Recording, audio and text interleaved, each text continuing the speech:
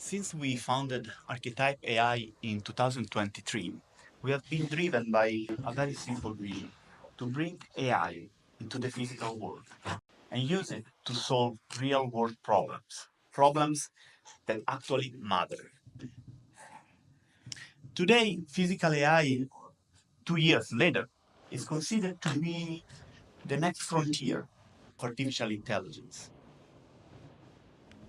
But the conversation is mainly about robots. It's about machines that replicate or replace human labor. And we see things differently at Archetype. For us, physical AI really is not only about robots, it's about humans, it's about people. It's about augmenting our intelligence rather than replacing it. It's about deepening our understanding of the world around us.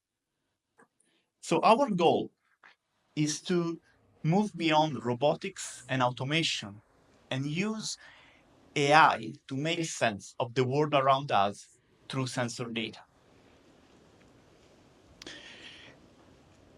If you think about it, we already have a trillion of sensors developed in the physical world, in our cities, our factories, in our buildings. Even here, probably, there are hundreds of sensors, like proximity sensor, temperature sensors, there's a bunch of cameras right now. And all of this is generating huge amount of data that we can barely understand as human. We cannot process this amount of information. And so we believe that AI can bridge this gap by transforming sensor data into insight that will help us make better decisions about many things across industry, like traffic management, healthcare, power management, manufacturing. The problem is that existing AI model, like large language model, they were not designed to process sensor data. They excel at language tasks, at reasoning, but they cannot handle the continuous stream of information coming from the physical world. And that is why at Archetype AI, we have developed our own foundation model. We call it Newton. And Newton is specifically designed to interpret sensor data in real time. Let's see how it works. This is just a simple experiment. In this demo, we put a motion sensor on a spring that is oscillating.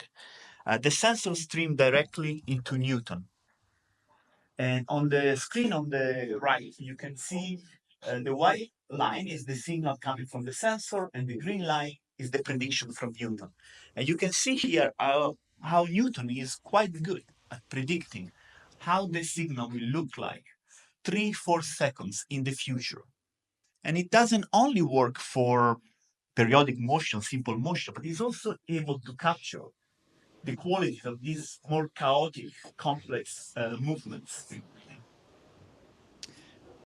The important point here is that Newton has never seen this mechanical setup before. Newton has been trained over half a billion of sensor data from energy consumption to traffic patterns, but he has never seen motion sensor data. This means, we believe, that Newton has developed some sort of intuition for how things work in the physical world and is able to generalize across systems and sensor modalities. We actually recently published a paper where we tested Newton outside our lab, and we tested it with real world systems. We discovered that Newton is good at forecasting the behavior of electric grids, for example, predicting when a blackout is about to occur. And it's really good at predicting the behavior of complex machines, understanding when they're about to break before they break. And it does all of this with minimal or zero training. But of course, this was only the first step, right? If you really want to create an AI that translates sensor data into insight, you also need to teach this model to transform this data into a form that we human understand. And that's why we went ahead and trained Newton to map sensor data into language. In this simple experiment, you can see how Newton can translate in real time a very complex signal, like a radar, that people have a hard time to understand, into a simple textual description. Right now, it's simply describing the behavior of this person. It was one of our early demos. But most recently, we have been able to actually use Newton with multiple sets. In this case, it's taking as input a radar signal and a microphone. Both of them try to capture what's happening in the situation. And Newton can translate this signal into a description in real time. He can describe the situation and provide some recommendations. When Newton detects a fire alarm, for example, it can react to that and recommend, for example, the user to do something like check, adjust the level of heat for safe cooking. Again, we didn't train Newton for this specific use case. We never trained it to provide recommendation in a kitchen scenario. But we provide him with some simple instructions. We told him this is a kitchen. You're going to receive as input signal from radar and a signal from a microphone. And please provide some description of what you see and a recommendation. And you was able to do that just by leveraging what he already knows about the world. These findings show that Newton functions as an interpretation layer, bridging the gap between complex physical phenomena and human comprehension. So as we expand the role of AI from automation to augmentation, from robotics to sensor interpretation, we also need to rethink how people and AI relate. What's their relationship? We need to rethink how to design interactions with this form of AI in the physical world. Today, as you know, typically we design interaction with AI as an assistant or an agent, whether it is a robot or a chatbot, it's the same concept. And in this context, we interact with the AI by delegating a task. We delegate this task, and the AI interact with the world to accomplish this task on our behalf. But if when AI serves as an interpretation layer for the physical world, things are different. In this situation, we don't delegate a task to the AI. We actually use AI to explore and discover the world around us directly. So AI works more like an instrument that enhances our perception of the world and empower us to make better decisions and take action. So in this case, agency, right, which is the ability to affect change in the world, shift from the AI back to people. And that's why I believe that the mental model of the assistant of the agent doesn't really work with a physical AI that is continuously interpreting the world. So we took inspiration. We need a new metaphor. We need a new way of thinking about it. And we took inspiration by optical lenses to reimagine how to build this interaction in this specific context. In 1666, Newton, the person in this case, famously passed a narrow beam of sunlight through a prism, revealing the hidden spectrum of colors. He used a lens shaped like a prism to uncover physical reality that were beyond human perception. And so, optical lenses, I believe, are a strong metaphor to describe how physical AI works. Physical AI transforms signal into meaning. And just like an optical lens, it has the power to reveal the hidden structure of realities that we couldn't otherwise observe with our naked eyes.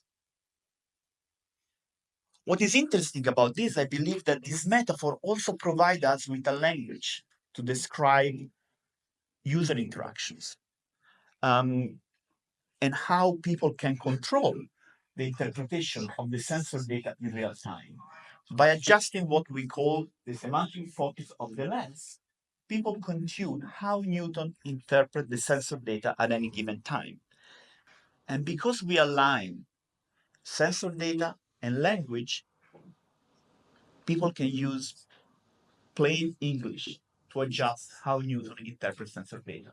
But let's take a look at the demo to clarify this. Here there is a motion sensor streaming directly into Newton. We created a lens to track the status of this package. Initially, we set the focus of the lens to transit status, and you can see how the lens is returning. The package is still, the package is in motion, and so on. Then we can change the focus of the lens to, for example, package mishandling. And the model is now returning information about how the package is treated.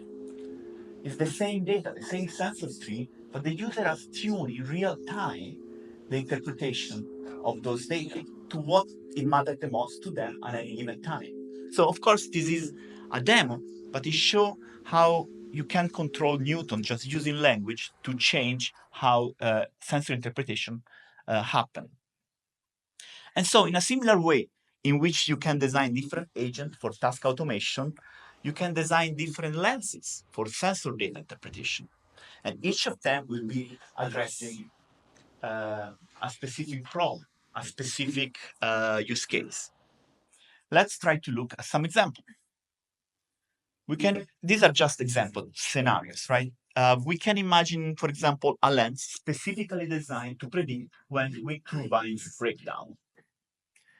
This lens takes as input the data coming from sensor in the main turbine engines. And then it provides the operators with status updates about what's happening there. And if the lens and Newton detect an anomaly in the signal, because of the predicting capability of Newton, it can tell about when repair is needed, so you can send someone to fix it before it completely breaks down.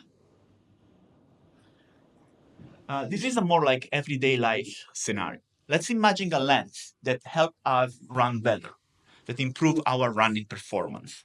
This lens takes as input, let's say, the motion sensor from your watch and the heartbeat, and then it provides feedback through your headphones. Initially, the runner said it focused on performance, so Newton tries simply to nudge it to provide them her information about how to improve her running pattern. But then she starts feeling a little bit of pain on her right knee, and so she can change in real time the focus of the lens to injury prevention. Now the same data are interpreted differently, and now Newton can provide information about how to reduce strain on the right knee. Finally, this is another example that shows a lens specifically designed to interpret traffic anomaly. It uses camera data and the status of traffic light to detect near misses. Near misses are like accidents that almost happened but didn't really happen, but they're a good indicator of how the level of risks at intersections.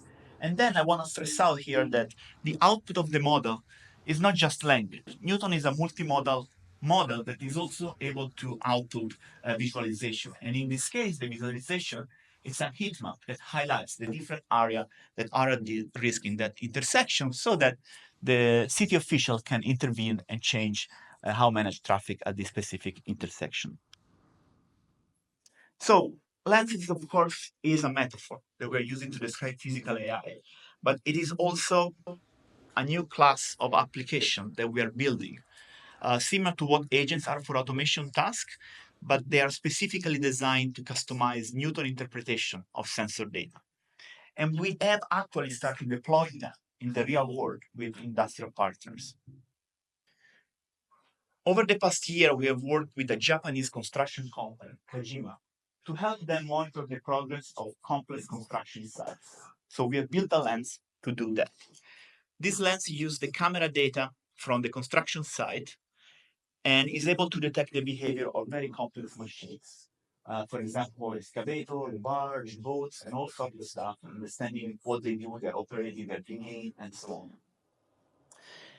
Then Kajima operator can focus the lens on what interests them the most. It could be a specific machine, a certain activity, a time period, and what they get is a visual report about when the different activities of different machines started and ended, if things didn't go well, they have some insight about the impact of weather condition and so on, so that they can manage the construction site better. Another lens we developed in collaboration with NTT Data to analyze safety concerns in warehouses.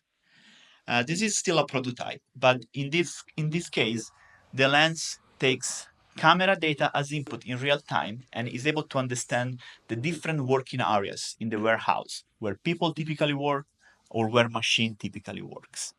And at the end, it provides a summary of how the space is organized so that they can optimize it over time. But we also develop a new lens with them, which is an interesting one because this one takes as input the output of the previous lens plus the camera data, and it's able to understand, for example, and provide alert when there are safety concerns. You can see that person entering the transit area, and so immediately the safety manager in the floor can receive an alert about this sort of situation. The last project, I'm going to share the last case study we did with the city of Bellevue to improve the safety. We built with them several lenses that take into, similar to the one I show in the scenario, it takes into account camera data and the traffic light status, but this is for real. And you can see how Newton can understand the behavior of these different things moving together. This is a very classic example of near misses. And you can see Newton is able to generate an alert and understand the situation. In the past, if you're familiar with it, we used to develop machine learning algorithms. They were very specific for each these different use cases. Once you have a foundation model like Newton, you don't have to do that. The model already has a knowledge of what's happening in the world, and you can just express your intent through textual instructions. And they've done that, and they're creating multiple lenses that they are now integrated into a sort of like control panel that they have that they use to control traffic across the entire city. So Newton provide information about pedestrian crossing, peak time, number of accidents, and also like all these alerts about near misses and so on, so they can actually build an understanding of what's happening in their city. So we have seen how different lenses can be designed to perform very specific tasks. However, I think we can start seeing some emerged grouping and categories around these lenses. Some of them are looking at the past, like the Kajima example, and they are helping people to analyze the data and make better decisions. Some other lenses are focused on the now, here and now. And so they're actually enhancing our intuition and situational awareness. And other lenses can be pointed at the future, like the one for the wind turbines. And then those are helping us to see ahead and plan better. What I like about these is that this diagram, in a way, help us to make a little bit concrete the initial statement about what does it mean to augment human intelligence. And I believe we can think about three ways in which physical AI can do that. It can improve our analytical skills, it can enhance our intuition of the situation, and it can help us planning ahead. So, in this talk, I have proposed to expand the role of AI from automation to augmentation, to capture the opportunity that we have with the huge amount of sensor data that we have in the real world. And in order to do that, we need to think of AI as an instrument for exploration and discovery. We have introduced this concept of lenses as a way to describe the applications that we can build on top of Newton. And we have shown some example on how that can be implemented in the real world. Um, so, we are still at the early stage. These lenses are still a sketch, an idea, and we are refining as we are building them. But I want to point out that I really think this is a very important word because I've been the conversation around design AI and AI is very much about how can we use AI in our design practice, how we can create better design tools using AI, or how we can design better interfaces with AI. And that's very important, but it's also inherently limited our contribution to the field. We shouldn't just use AI. We should be designing AI. We should be the people in charge of designing these models. And designing means many different things. It means to come out with this metaphor and concept that help people to understand and frame a new concept like AI. It will help people to, it will actually frame how people will build AI application. It will frame also how they will regulate them. So what I want to say is like, we need to get our hands dirty as design. We need to do the hard work of designing how do we collect data. Okay, it's boring, but we have to do it. Otherwise, you will see all these unfair practices. We should be designing how to create models that are efficient enough, that can run on hardware that doesn't destroy our planet. And it's our responsibility. We should try to do it as much as possible. And so if we do it, I think we are the people that are better positioned to do this job because we understand people and we understand how we can design an AI that coexists with us in the physical world in a way that is more considered and thoughtful.